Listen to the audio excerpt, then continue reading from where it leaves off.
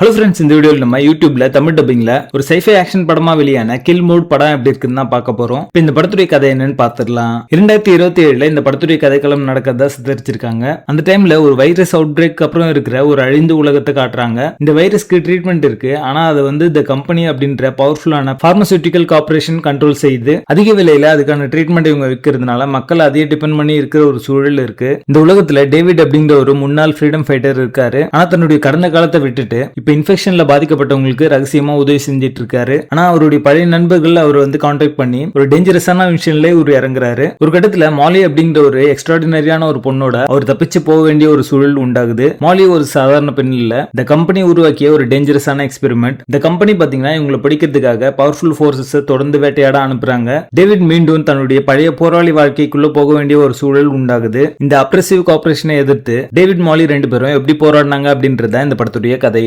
ஒரு பெரிய பட்ஜெட் படத்துல எடுக்க வேண்டிய விஷயங்கள் எல்லாத்தையும் பாத்தீங்கன்னா ஒரு சின்ன பட்ஜெட்லயே எடுக்க ட்ரை பண்ணிருக்காங்க. அந்த முயற்சியை பாராட்டலாம். பட் அது விஷுவலா கன்வெர்ட் ஆயிருக்கா அப்படின்னு கேட்டீங்கன்னா இல்லன்னு தான் சொல்லுவேன். படத்துடைய ஓப்பனிங் ஷாட்ல வர அந்த ஷூட் அவுட் சீக்வன்ஸ், சில சண்டை காட்சிகள் எல்லாமே பாத்தீங்கன்னா ஒரு மைல்ட் என்டர்டெயின்மெண்டா ஒர்க் அவுட் ஆயிருக்கு. மாலி கேரக்டரையும் அவங்களை சுத்தி இருக்கிற அந்த மிஸ்ட்ரி எலிமெண்ட் அப்படின்றத இந்த படத்துடைய இன்ட்ரெஸ்டிங் பாயிண்ட் அப்படின்னு சொல்லலாம். இந்த படத்துல சொல்லப்பட்ட அந்த கான்செப்டான virus outbreak, evil corporation, இந்த விஷயங்கள் எல்லாமே பாத்தீங்கன்னா நம்ம பார்த்து பழக்கப்பட்ட ஒரு கதைக்களம் தான். புதுசா எதுவுமே இருக்காது. தேர்ட் ஆக்ட்ல ரிப்பீட்டடா ஒரே விஷயம் நடந்துட்டே இருக்கு அப்படின்ற ஒரு தாட் வரதான் செய்யுது. இது ஒரு லோ பட்ஜெட் படம் அப்படின்றதுனால சிஜிஐ விஷுவல்ஸ் எல்லாத்துலயும் பாத்தீங்கன்னா ஒரு லிமிடேஷன் அப்படின்றது இருக்கு. படத்துடைய பேசிங் ஆவரேஜா இருக்கும். மொத்தத்துல இந்த படத்தை பார்க்கலாமா வேணாமா அப்படின்னு கேட்டீங்கன்னா சினிமாட்டிக் ஆஸ்பெக்ட் எது எடுத்தாலுமே அது பிலோ ஆவரேஜா தான் இருக்கு. சோ இந்த படம் பார்த்து உங்க டைம் வேஸ்ட் பண்ணாதீங்க, ஸ்கிப் பண்றீங்க. படத்துல அழகான தெரியல, இந்த படத்தை நீங்க ஃபேமிலியோட பார்க்கலாம். கில் மோட் படத்துக்கு எங்களோட ரேட்டிங் 4 out of 10.